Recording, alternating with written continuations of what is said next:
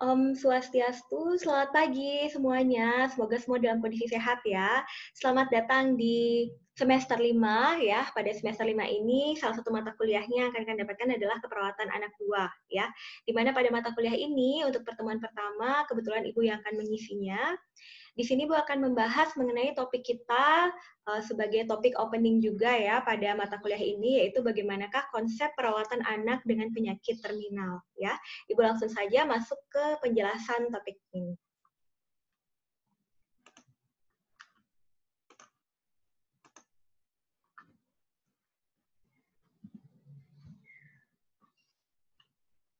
Oke, ini dia slide-nya. Konsep perawatan anak dengan terminal illness.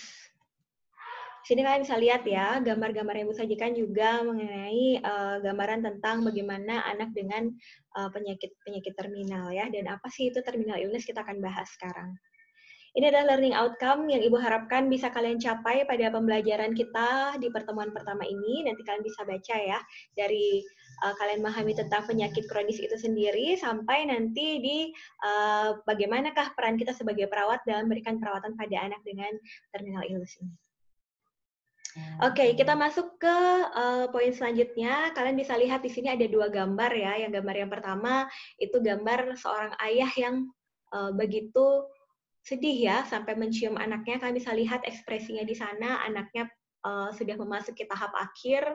Kemudian ayahnya terlihat sangat sedih atas kondisi anaknya saat ini, gitu ya. Jadi di situ sebenarnya dua gambar ini seolah-olah bisa mewakilkan seluruh PowerPoint saya, ya. Di mana gambar pertama kalian lihat bahwa sebenarnya yang jadi pasien kalian nantinya kalau menghadapi anak dengan penyakit-penyakit kronis dan terminal itu tidak hanya si pasien, bahkan perawatan anak sehat pun tidak hanya pasien ya, tapi juga orang tua. Nah, uniknya pada konsep perawatan terminal ini, orang tua itu akan menunjukkan penerimaan yang berbeda ya dengan anak-anak dengan penyakit akut ya, karena di sini dia masuki tahap berduka yang cenderung emosinya bisa meledak-ledak ya dari orang tua maupun anak gitu, karena pada tahap terminal kan itu adalah tahap akhir dari kehidupan si anak saat dia divonis menderita penyakit kronis tertentu gitu ya. Sini tergambar ya pada gambar ini kalian lihat gimana kesedihan dari orang tuanya karena sudah tahu gitu bahwa anaknya sudah mencapai pada tahap akhir, di mana pasti orang tua punya harapan-harapan tertentu kan terhadap anaknya sebenarnya.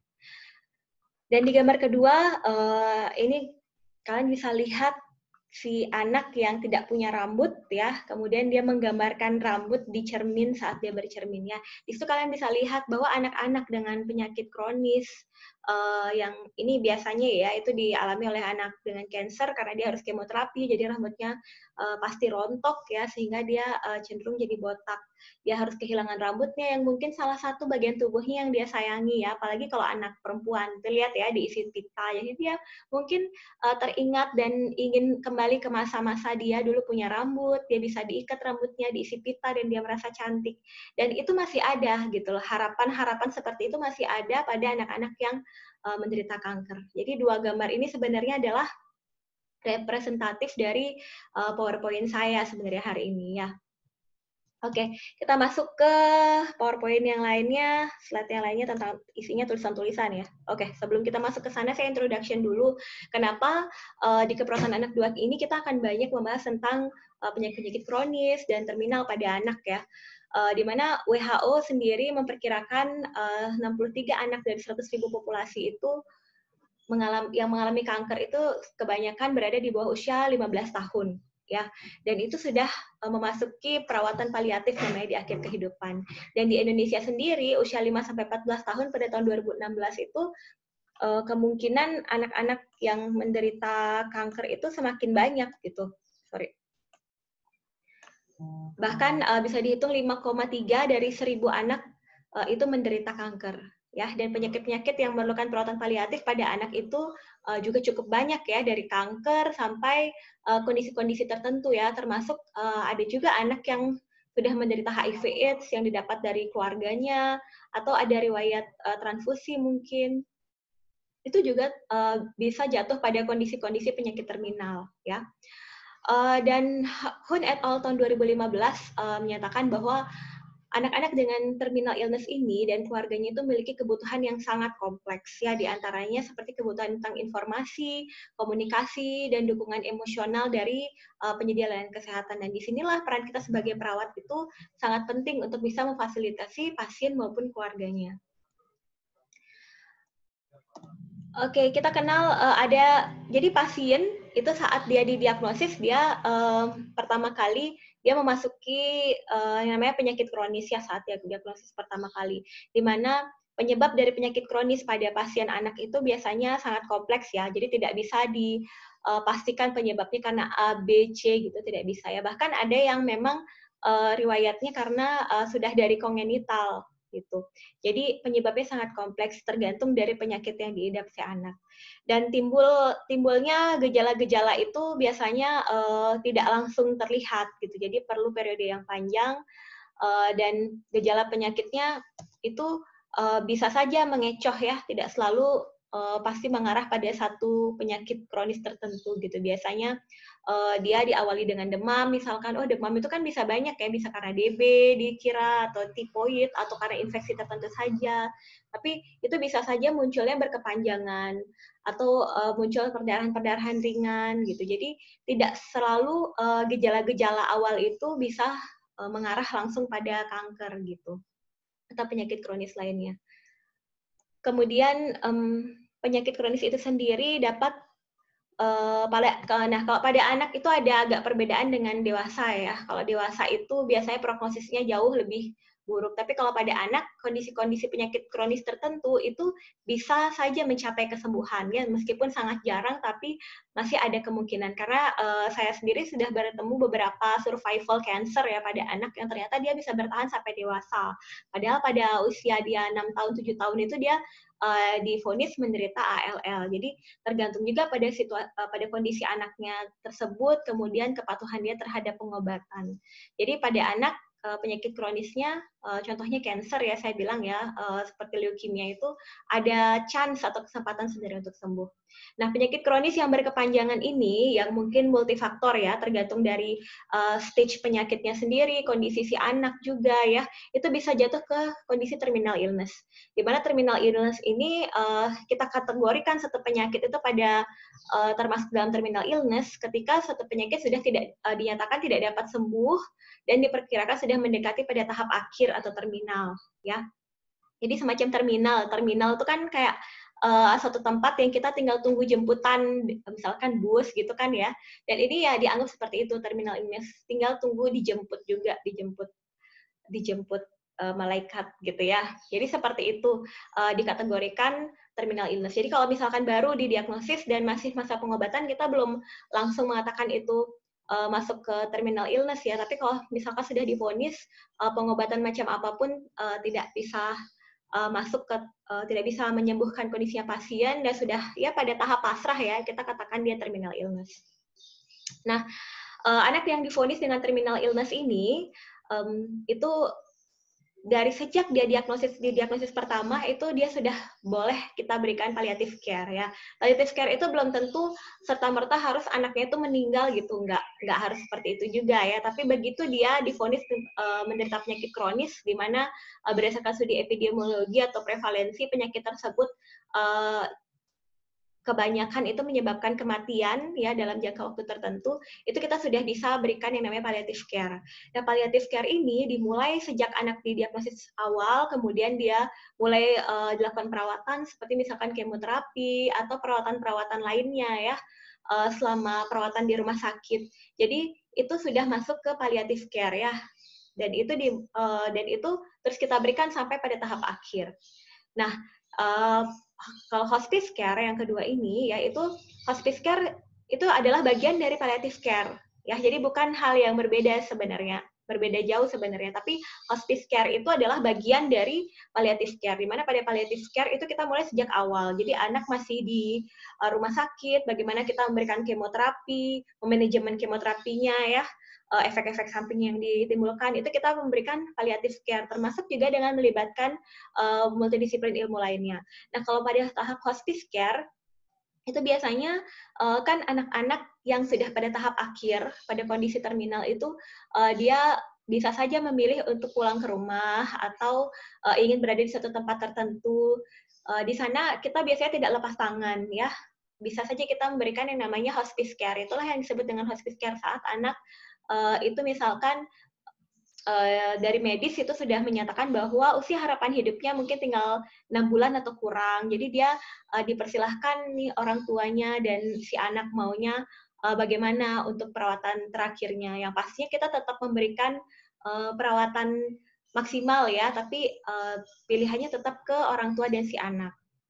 Jadi hospice care itu lebih ke perawatan yang diberikan benar-benar pada tahap akhir si anak gitu ya, dan kebanyakan hospice care ini diberikan di tempat tinggalnya si anak gitu. Jadi karena biasanya kebanyakan orang ingin meninggalnya ya di rumahnya ya, melihat bersama keluarga dan yang lainnya, itu biasanya kita berikan yang namanya perawatan hospice care ya. Kemudian kita masuk ke palliative care for children ya. Palliative care for children ini is active total care of child's body, mind, spirit, and also involves giving support to the family. Jadi perawatan pada anak pada kondisi terminal itu kan kita berikan palliative care ya, di mana palliative care pada anak ini ada keunikannya tersendiri, di mana anak itu punya tahap perkembangannya sendiri ya, dan secara psikologis ataupun secara mental, penerimaan setiap anak pada setiap tahap perkembangan usianya pasti berbeda-beda. Ada anak yang sudah memahami tentang konsep kematian, tapi ada anak yang belum ya. Contohnya anak-anak usia prasekolah gitu ya.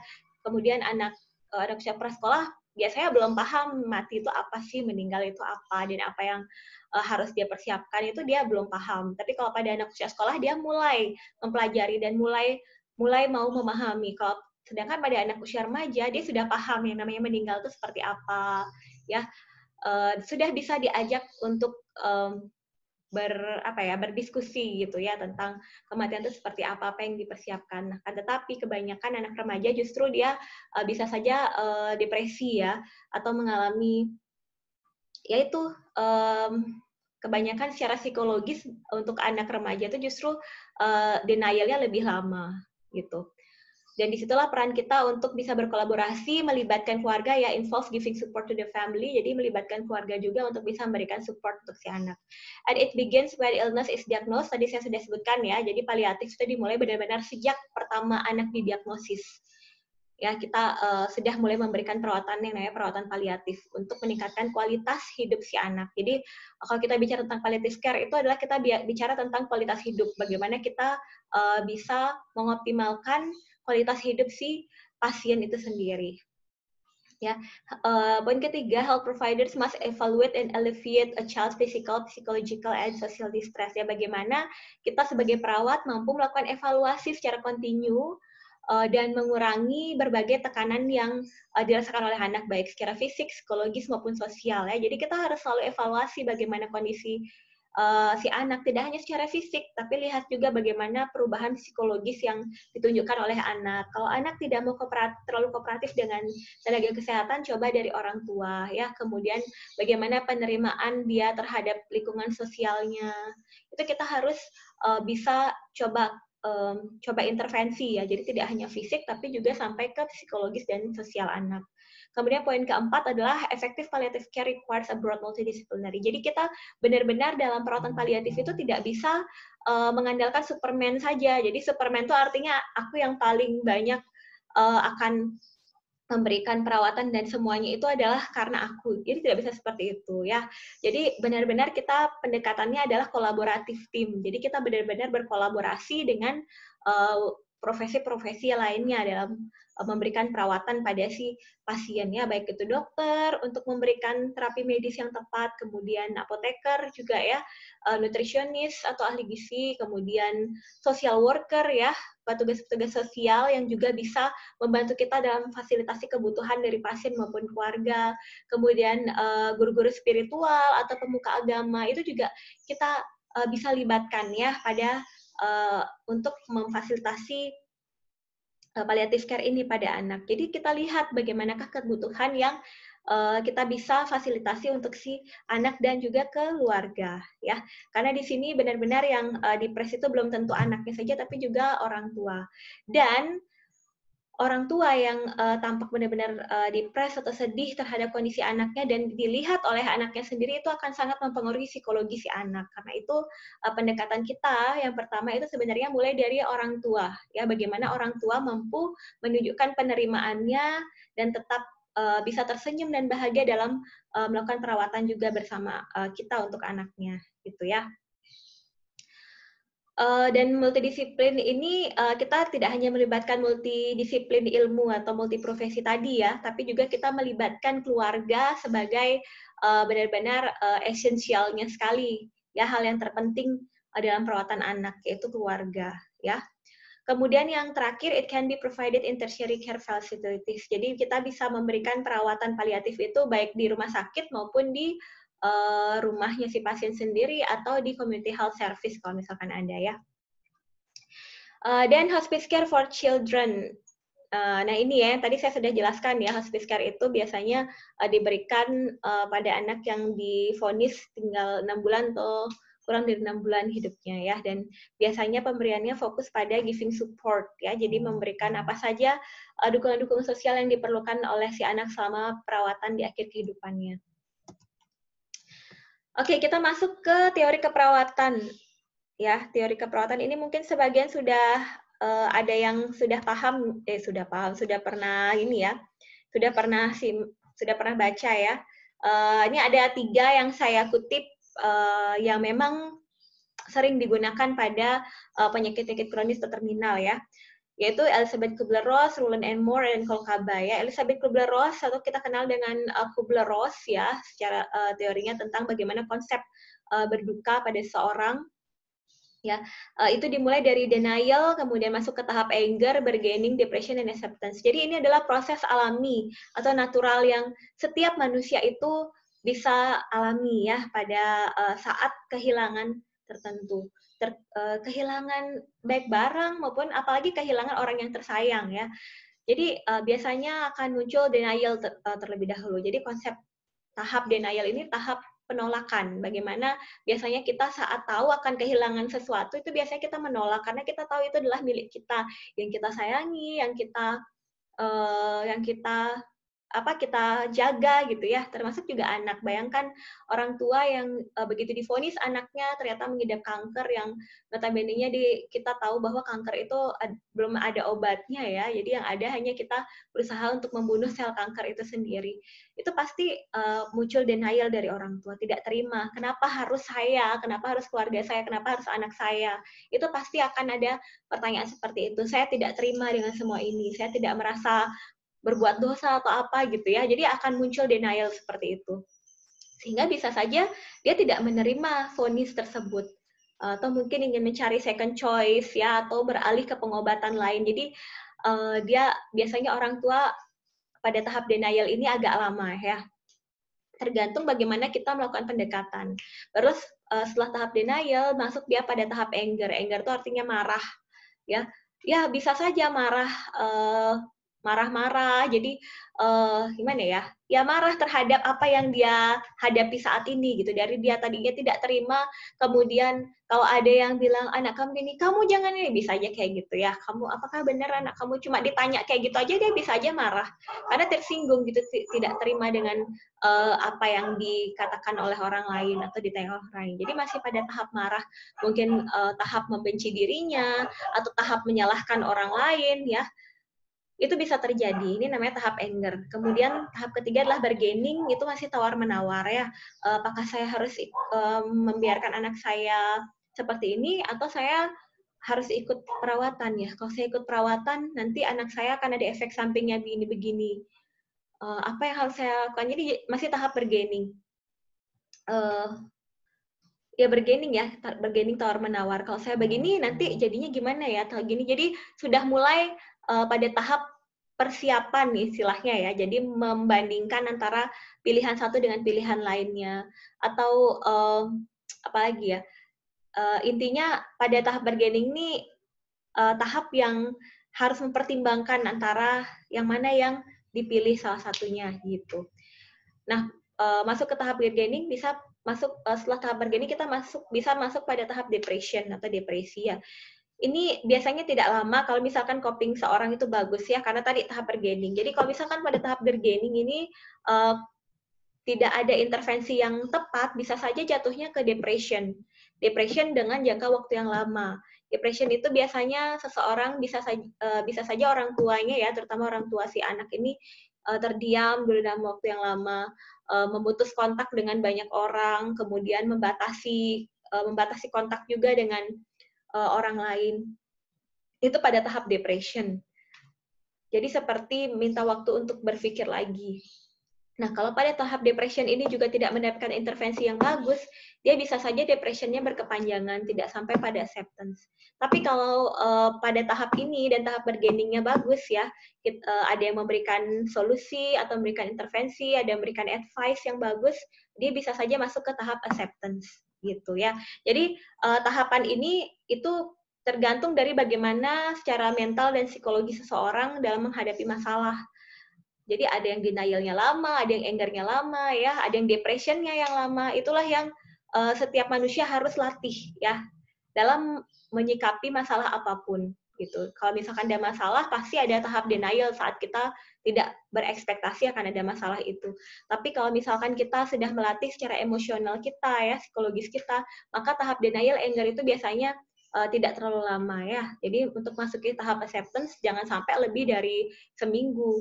Jadi harus segera supaya kita bisa menerima apapun yang memang terjadi saat ini gitu. Jadi kita membantu supaya tahap denial, anger atau depression itu tidak terlalu lama terjadi pada keluarga si pasien maupun pasien. Kemudian teorinya Rulon and Moore ya, ini adalah salah satu Miller Range teori yang baru ya tentang peaceful end of life atau disingkat PEOL ya. Jadi pada teori ini dia mengedepankan tentang bagaimana perawat itu harus menyadari bahwa setiap manusia itu pasti menginginkan kematian yang damai dan bermartabat ya. Bagaimana seseorang itu dalam bisa menghadapi kematiannya itu dengan cara dengan damai gitu. Dia tidak merasa berhutang terhadap orang lain, dia tidak merasa bersalah terhadap orang lain, dan intinya dia bisa menyelesaikan apa saja yang harus diselesaikan di kehidupannya, termasuk juga anak-anak ya. Jadi prinsip dari peaceful end of life ini ya tadi, kematian dengan damai dan bermartabat dan tidak ada nyeri yang dirasakan. Jadi jangan sampai orang meninggal itu karena menahan nyeri yang lama, itu tidak kita usahakan tidak terjadi ya. Jadi benar-benar dia harus meninggal dengan pain free, jadi tidak merasa nyeri, kemudian meninggalnya dengan damai dan bermartabat. Itulah yang berusaha kita fasilitasi ya, termasuk juga anak-anak. Jika ada keinginan-keinginan tertentu dari anak yang dia ingin capai sebelum dia masuk ke tahap akhir, kita berusaha untuk bisa berkolaborasi dengan keluarga untuk memenuhinya, gitu ya.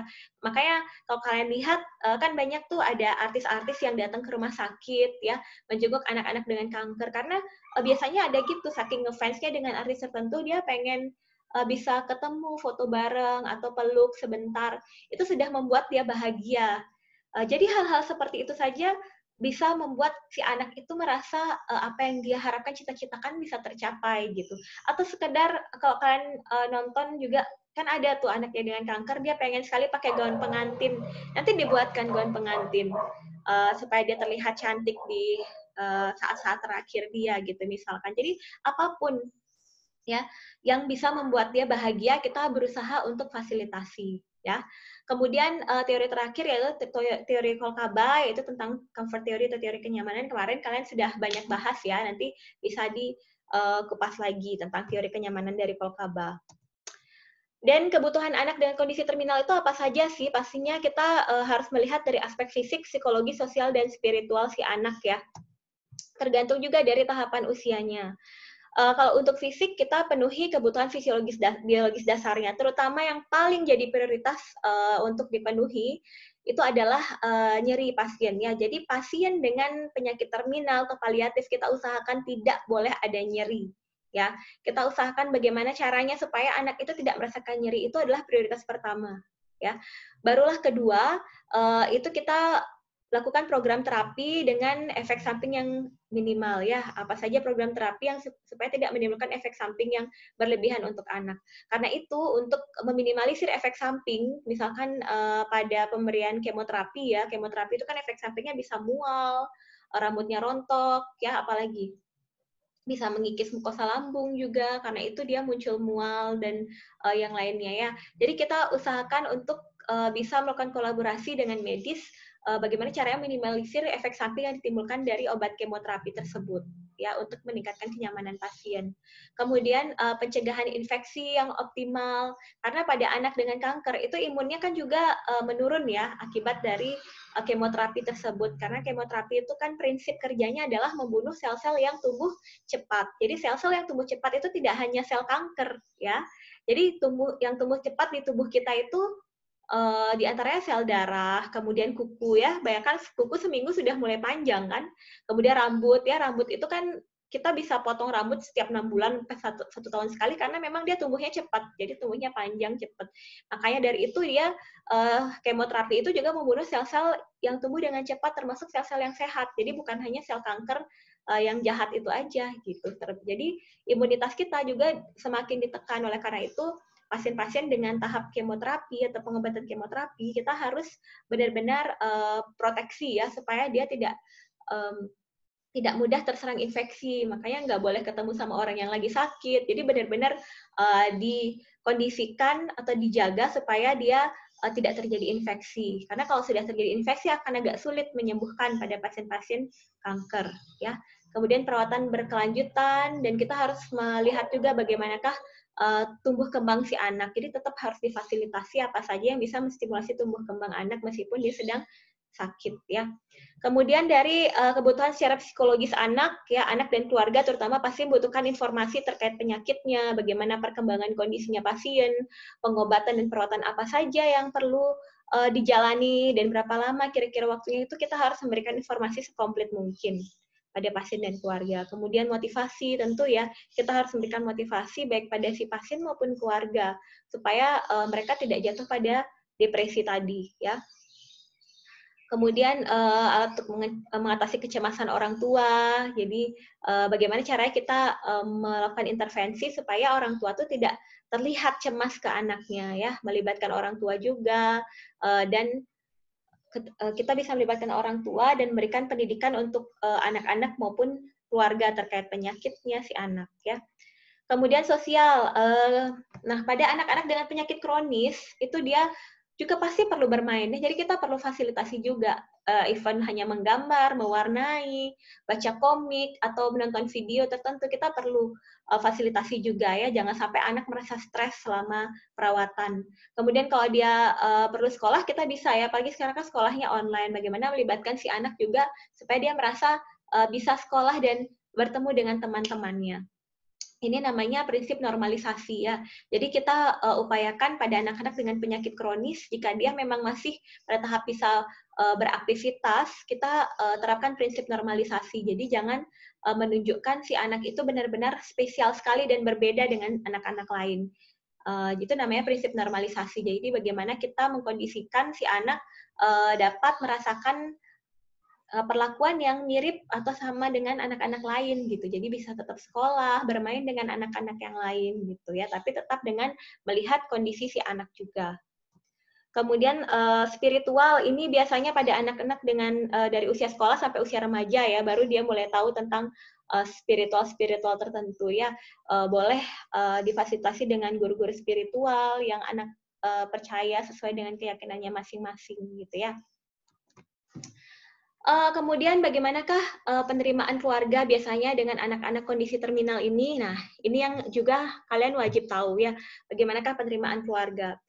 Yang pertama, keluarga saat divonis anaknya ternyata menderita kanker atau penyakit terminal lain, pasti mengalami syok dan depresi, ya. Ada nggak orang tua yang nggak shock? Kan nggak mungkin ya. Pasti orang tua itu merasa shock dan depresi. Dia merasa perlu pertolongan. Siapa yang bisa membantu dia dan menolong dia pada kondisi saat ini? Dan orang tua kebanyakan merasa kehilangan harapan terhadap sosok anak yang sempurna. Karena setiap orang tua saat memiliki anak, dia pasti ada ekspektasi tertentu. Saya ingin nanti anak saya sekolah di sini, nanti dia jadi juara, anak saya nanti kerjanya di sini, menikahnya di usia sekian. Jadi ada harapan-harapan tertentu pasti yang muncul dari orang tua. Dan saat anaknya divonis kanker atau penyakit kronis lain, kronis tertentu, itu pasti orang tua merasa semua harapan itu sirna gitu ya. Dan di situ yang biasanya menjadi salah satu penyebab depresi orang tua. Kemudian yang kedua, terjadi perubahan dalam kehidupan atau kebiasaan hidup sehari-hari tentunya ya, karena pada penyakit kronis anak itu cenderung harus ke rumah sakit terus gitu dalam periode waktu tertentu. Jadi rumah sakit itu seperti rumah kedua untuk anak ya, dia harus dirawat dalam waktu sekian lama, menjalani kemoterapi gitu. Pasti ada perubahan yang terjadi. Kemudian ketiga, ekspektasi terhadap kondisi anak di masa depan ya, bagaimanakah tumbuh kembang anak itu pasti akan jadi dilema buat orang tua. Kemudian kecemasan, ketakutan akan kematian itu pasti bisa saja muncul ya, baik pada anak sendiri ataupun pada keluarga ya. Bagaimana nanti menghadapi kematian anaknya, apakah mereka siap, apakah saudaranya siap gitu. Itu bisa saja muncul ya di orang tua. Kemudian adaptasi terhadap hospitalisasi yang berulang dan pengobatan ya. Tadi saya sudah sampaikan bahwa pengobatan pada penyakit kronis tidak bisa hanya 1-2 kali saja, tapi berulang ya. Jadi terjadi hospitalisasi berulang pada anak dengan penyakit kronis. Kemudian membutuhkan dukungan dari banyak pihak, lingkungan, dan tenaga tim kesehatan.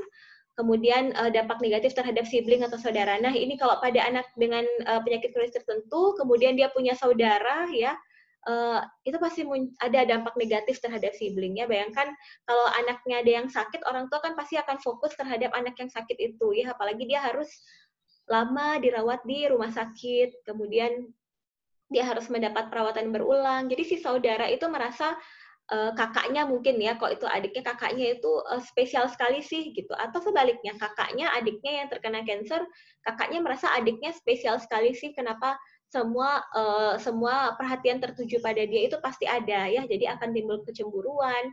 Jadi sibling itu bisa saja membuat atau melakukan tindakan-tindakan yang mencari perhatian, atau ada perubahan psikologis dari si sibling karena dia merasa perhatian yang kurang dia dapatkan gitu ya.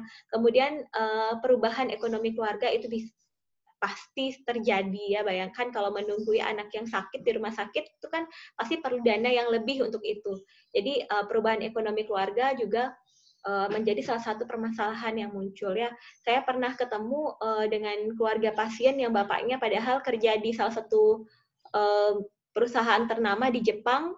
Begitu tahu anaknya kena kanker, dia langsung balik ke Indonesia, bahkan tidak bekerja lagi. Jadi benar-benar ayah dan ibunya tidak bekerja dua-duanya karena permintaan si anak.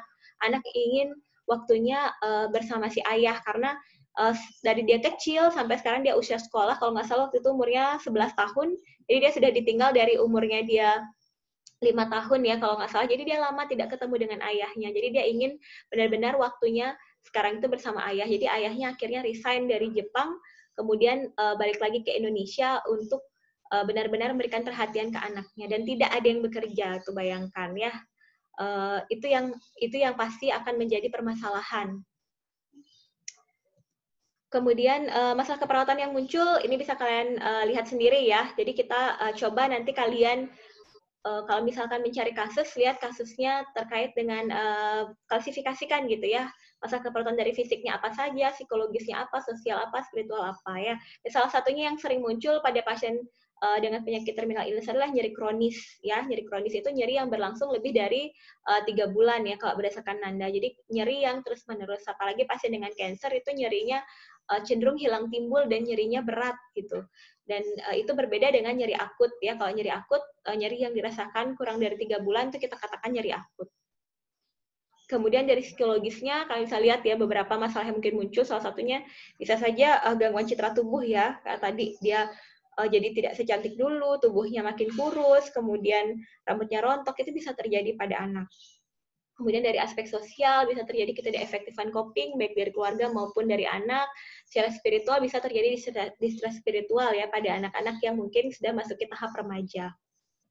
Nah, perlu kalian tahu juga ya, dari hospitalisasi berulang itu anak kan harus mengalami kalau kemoterapi itu mereka harus dipasang infus berulang ya. Jadi akan banyak sekali lebam-lebam di tubuh si anak akibat pemasangan infus tadi itu juga akan menimbulkan nyeri atau trauma sebenarnya pada anak. Karena itu sekarang banyak coba dikembangkan berbagai intervensi-intervensi non farmakologis untuk meminimalisir nyeri yang dialami si anak akibat dari prosedur invasif yang berulang tersebut ya. Dan kalian boleh nanti cari tahu hal itu ya, apa saja sih yang bisa kita lakukan untuk minimalisir nyeri yang dirasakan anak.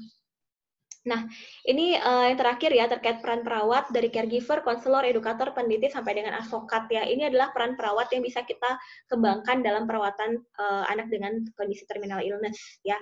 Dari caregiver kita memberikan perawatan tentunya ya, dari meminimalisir nyeri itu yang pertama ya, anak harus bebas dari nyeri pada penyakit terminal. Kemudian bagaimana cara kita meminimalisir efek samping yang timbul dari pengobatan termasuk kemoterapi, kemudian memberikan caregiver dari segi aspek psikologi, sosial maupun spiritual pasien itu kita benar-benar harus berikan secara komprehensif pada pasien dan keluarga. Kemudian konselor ya, kita memberikan konseling pada keluarga, baik pada orang tua si pasien maupun si pasien sendiri ya. Konseling itu misalkan apa yang harus dilakukan oleh si keluarga, apa yang dia ingin tahu tentang penyakitnya si pasien dan pilihan terkait penyakitnya pasien tersebut, pengobatannya apa yang kira-kira terbaik yang bisa dilakukan. Itu kita itu namanya kita sebagai konseling ya, atau ada permasalahan yang muncul di keluarga terkait kondisinya pasien, kita berusaha untuk memberikan advice tertentu. Itu namanya kita menerapkan peran kita sebagai konselor. Kemudian peran sebagai edukator udah tahu ya, jadi memberikan edukasi penyakitnya pasien seperti apa, kemudian apa yang boleh dan tidak boleh pasien lakukan. Intinya memberikan edukasi tentang apa yang terbaik yang bisa diterapkan untuk si pasien pada kondisinya saat ini. Kemudian sebagai peneliti ya, sebagai researcher itu juga salah satu peran kita ya, melakukan penelitian terkait pasien-pasien pada kondisi terminal, terutama pada anak maupun keluarga ya, supaya kita tahu update-update ilmu terbaru.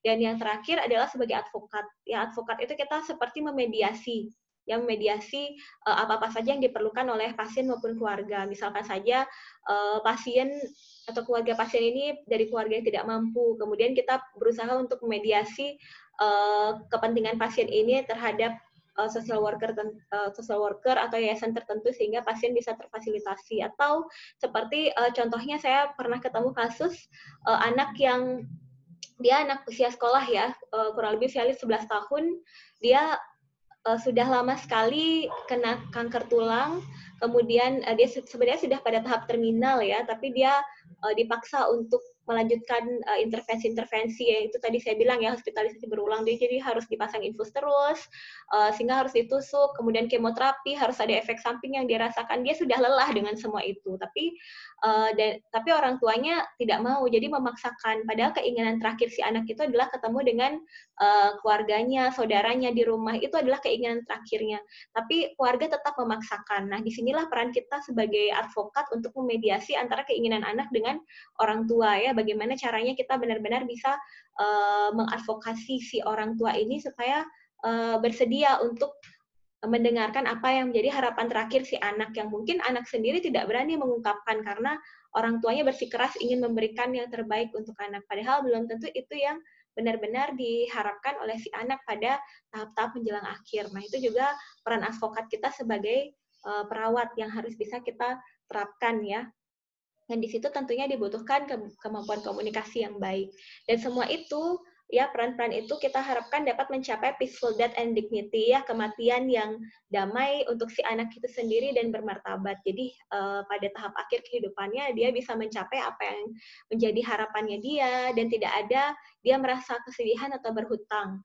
Jadi termasuk keikhlasan dari orang tua itu akan sangat mempengaruhi kepergian si anak. Jangan sampai orang tua merasa tidak ikhlas sehingga anak pun jadi merasa sedih dan merasa bersalah membuat orang tuanya sedih gitu ya. Jadi jangan sampai seperti itu. kita harus bisa memberikan edukasi seperti itu juga ke keluarga dan orang tua. Oke, ini referensi yang saya gunakan dan sekian penjelasan dari saya. Semoga bermanfaat. Jika ada hal-hal yang ingin ditanyakan, saya persilahkan ya.